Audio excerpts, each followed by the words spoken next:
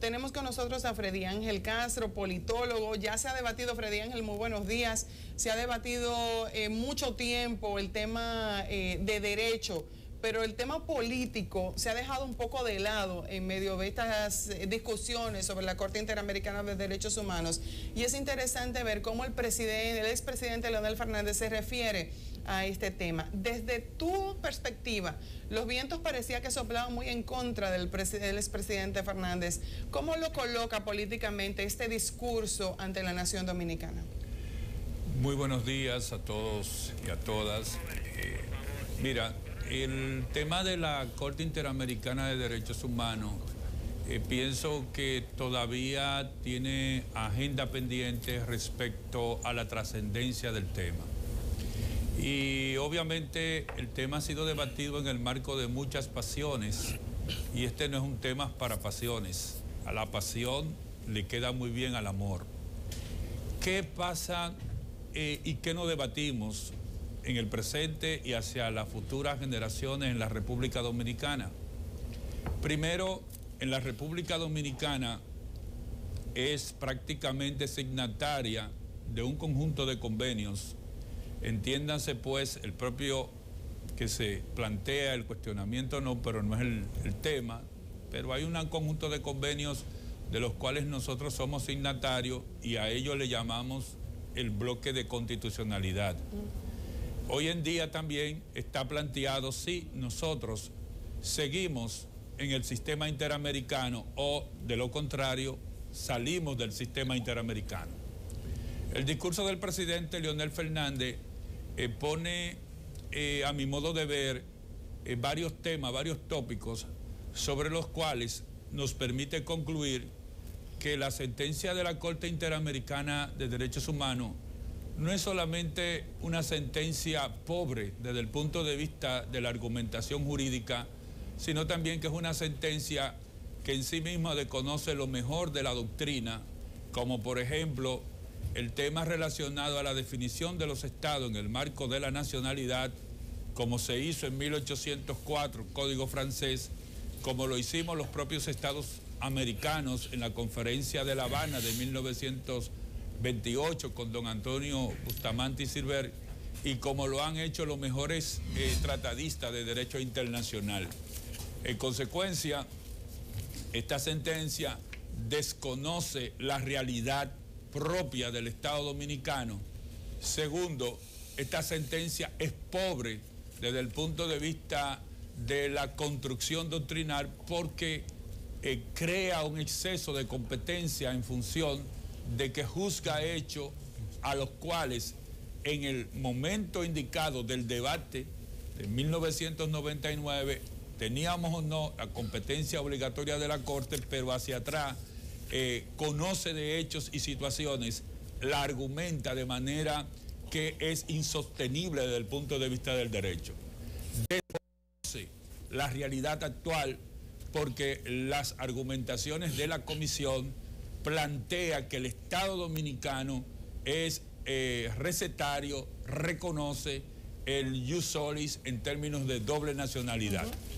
En consecuencia, yo pienso que nosotros tenemos que transitar de manera muy clara. Miren, hay un ejemplo. Si la decisión del Tribunal Constitucional nos desvincula, que ese es otro tema, yo quiero llamar la atención hoy al país diciendo lo siguiente. Busquemos en un ejemplo comparativo el caso de Colombia en relación a la disputa marítima, donde Colombia renunció un año antes al tratado que lo obligaba y aún así, en el caso de la Corte Internacional de Justicia, siguió el caso de Colombia. Colombia hoy tiene 75.000 kilómetros cuadrados menos de mar en relación a situaciones históricas que se habían presentado en esa disputa. Claro, don Freddy, lo que quería por el punto de la presentación del presidente Fernández en el día de ayer, y como bien Elisa también estaba señalando ahora, de los países que forman parte de esta Corte Interamericana, muy pocos son los que tienen el jus solis, pero muy pocos, estamos hablando 30 y tantos de países solamente, los otros no lo admiten, como la República Dominicana. Pero lo que me gustaría es escuchar su posición o su punto de vista, el discurso del presidente Fernández en el día de ayer. ¿Qué le pareció los puntos que tocó el presidente Fernández, el análisis que hizo de manera muy clara también de hacia dónde van los países? O sea, ya a nivel mundial, con el tema de la migración, con el tema de cómo se está compartiendo entre los países, los flujos de personas que están migrando de un lado a otro, este sistema va a tener que dejar de existir. No, el sistema de protección de derechos humanos nunca deberá de dejar de existir.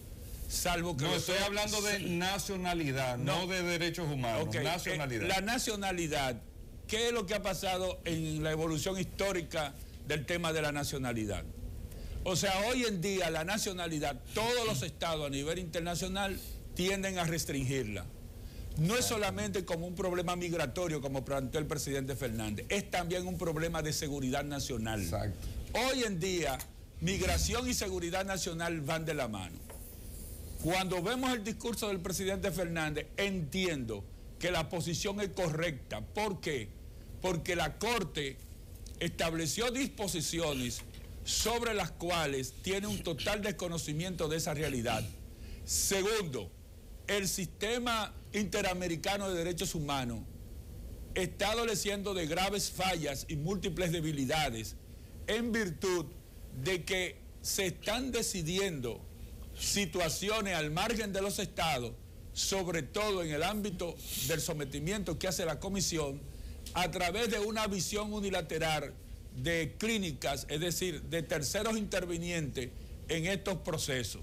En consecuencia, nosotros no podemos cumplir esa sentencia porque esa sentencia está desfasada, rompe el marco de la realidad. Es una sentencia que no tomó en cuenta el cambio en doctrina, en derecho internacional. Esto se llama un res staribus, es decir, un cumplimiento imposible por el cambio de la realidad.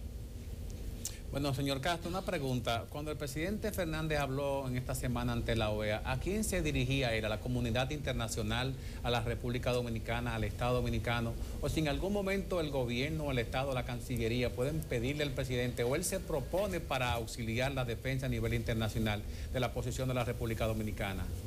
Pienso que habló a la comunidad internacional, que habló a los estados latinoamericanos, y que de alguna manera este discurso ante la OEA plantea una ayuda al Estado Dominicano en un momentum donde se ha planteado la decisión del Tribunal Constitucional y también donde, como dije al principio, lo que está en juego es si permanecemos o salimos del sistema interamericano.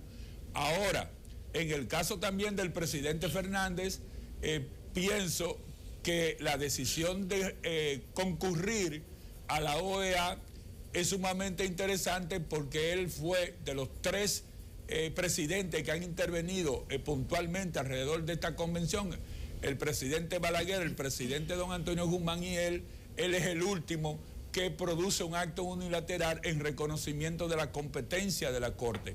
Por lo tanto, que él diga en el propio seno de la OEA que esa sentencia no puede ser aplicada porque desconoce la realidad del derecho interno, es sumamente importante para la comunidad internacional y para el propio Estado Dominicano.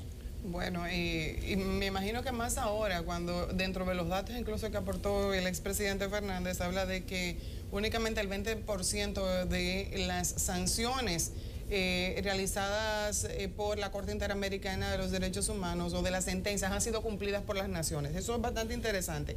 Pero hay otro aspecto que incluso llamó para los dominicanos muchísimo más la atención, que fueron las declaraciones que dio el expresidente Fernández luego de esa comparecencia ante la OEA en el encuentro con los periodistas.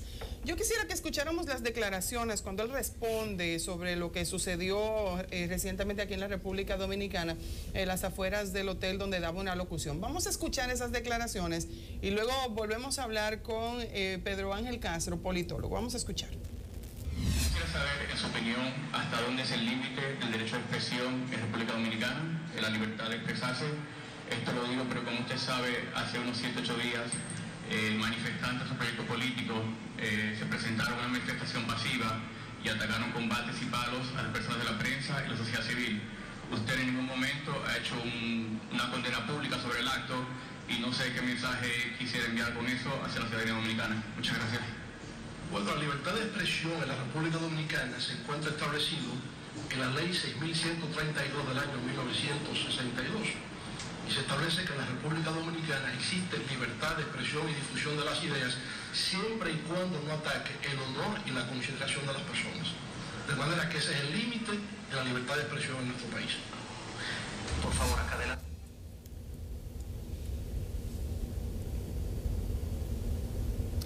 Bueno, y lo que vimos ahí fue la respuesta del expresidente Leonel Fernández a la pregunta que le hiciera el periodista. Luego, escuchamos, cuando vemos la grabación completa, escuchamos al periodista decir, sí, pero usted no me respondió la segunda parte de la pregunta, y todo se queda ahí. Y vuelven otra vez con otras cosas. Políticamente hablando, ¿cómo recibe la República Dominicana o cómo entiende usted que podría recibir los dominicanos estas declaraciones del presidente, del expresidente Fernández? Los dominicanos estaban esperando una respuesta contundente sobre lo que sucedió afuera. Políticamente, ¿en qué aspecto lo coloca? Mira, el tema de debate sobre la libertad de expresión en la República Dominicana y los hechos acaecidos en el evento que tenía el presidente Fernández, yo entiendo que primero esos hechos no debieron producirse porque hay que garantizar la libertad de expresión y yo pienso que la libertad de expresión,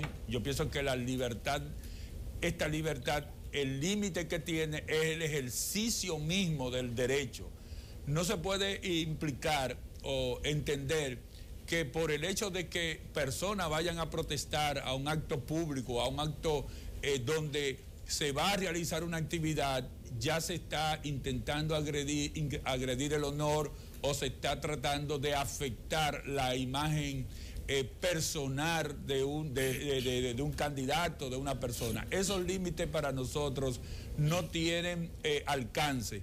Solamente ese límite pudiera establecerse si los que accionan en procura de la protesta pública pasan de un acto de agresión directo, por vía directa, entonces ya entraría lo que se llamaría la legítima defensa. Yo creo que en el caso que estamos analizando no operó esa situación y estas personas que fueron allí accionaron de manera excesiva, de manera brutal y no se corresponde con lo que es un Estado democrático, social y de derecho en la República Dominicana. Freddy Ángel, ya para finalizar, me gustaría saber algo.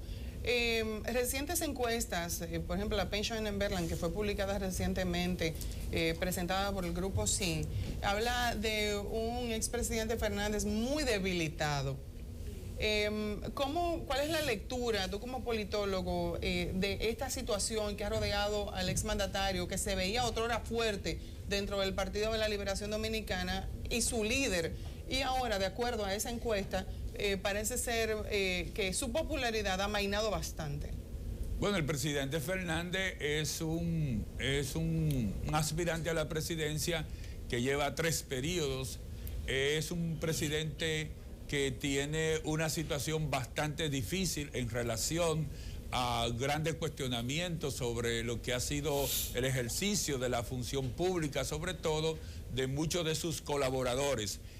Sin embargo, cuando uno toma las encuestas, todavía en términos de lo que es la realidad jurídica, de lo que es la realidad constitucional, él se mantiene por encima de los otros aspirantes. Estoy hablando del escenario legal en que se podría desenvolver este proceso.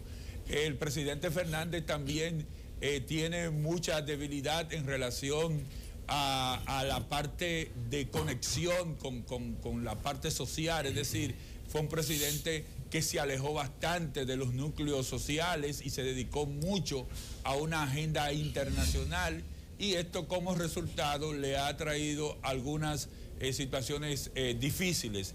Esto añadido a lo siguiente: primero, el desempeño del presidente Danilo Medina, que ha sido exitoso en la gestión pública, y cómo algunos de sus máximos colaboradores han sido sus principales críticos, como el aspirante a la nominación presidencial del Partido de la Liberación Dominicana, como el ministro de Economía y Finanzas. Otra de las cosas también que se habla, y me gustaría saber su punto de vista en ese caso, ya que estamos hablando del presidente Fernández, no solamente como expresidente, sino como posible candidato a la presidencia, se critica mucho el tema del entorno, de que le hace mucho daño. ¿Realmente es significativo esto, la imagen que tienen algunos colaboradores? Sí, lo afecta la imagen que tienen algunos colaboradores, porque de alguna manera la opinión pública, la ciudadanía traspasa esa visión y lo asocia de manera directa con la gestión presidencial. Claro está, en este punto de vista podríamos también establecer que las responsabilidades son personales, nadie es responsable por el hecho del otro. Exactamente. A mí lo que me extraña es que él había estado incluso anteriormente, Franklin, no sé si a ti te da la misma percepción que a mí, cuando él estaba en el gobierno estaba en una especie de burbuja, y todo lo que sucedía alrededor parecía no tocarlo, pero ahora parece que esa burbuja se ha resquebrajado. No, pero todos los presidentes siempre tienen una burbuja, todos los presidentes están en su burbuja. Era realmente extraño lo que pasaba con el exmandatario. No, pero es como dicen ustedes en la mesa, los presidentes se han rodeado de ese círculo. Recuérdense que en el caso de Balaguer hablaba del anillo palaciego, y sin embargo el país era un país en el despacho y otro país en la realidad. Entonces el presidente Fernández también, sí, yo pienso que se inmiscuyó mucho en esa burbuja, sobre todo en algún caso yo siento que él extralimitó la capacidad propia de la República Dominicana, tratando de construir un liderazgo mundial que no era factible ni es posible a un país en las condiciones de nosotros. Parecería que en algún momento ya el presidente Fernández está prácticamente acorralado entre la disminución de su popularidad, la percepción, y un grupo en el que la franja de edad de 30 a 50 años, que fueron aquellos que fueron conquistados con el sublime mensaje del nuevo camino, sin embargo ahora se encuentra con un presidente Medina increscendo que no parece detener su crecimiento, un desgaste temporal del presidente Fernández y la obligación quizá de posponer hasta el 2016 más adelante sus aspiraciones a la presidencia. ¿Pudiese ser esa la situación? No, el presidente Fernández no va a posponer sus aspiraciones hasta el 2016 porque entonces tendría que traer un escenario del 2020. El 2020 la realidad del país es otra, es un presidente que sí puede haber entonces perdido conectividad con la sociedad dominicana, y también traería dificultades muy serias a lo interno del Partido de la Liberación Dominicana. Yo pienso que el presidente Fernández intentará de todas formas ganar la nominación interna del Partido de la Liberación Dominicana, tratará de negociar con el presidente Danilo Medina los espacios de poder, Congreso, municipalidad, espacios públicos, pero no va a posponer sus aspiraciones. Eso yo creo que no es posible en estos momentos, de acuerdo a lo que es el desempeño que él está obteniendo en el ámbito mismo de las encuestas, disminuido, pero él marca sigue siendo el más alto. Sigue siendo el más alto, él marca en punta en relación a lo que están aspirando. Recuerden que los candidatos internos en el PLD que están aspirando no pasan de un 10%. Exactamente. Bueno, muchísimas gracias, Freddy Ángel, por haber estado con nosotros en esta mañana, analizando un poco la figura del presidente en el marco de ese discurso de la OEA, de las declaraciones dadas posteriormente y, por supuesto, de lo que está pasando en el ámbito local con la figura del exmandatario. Gracias. Gracias a ustedes.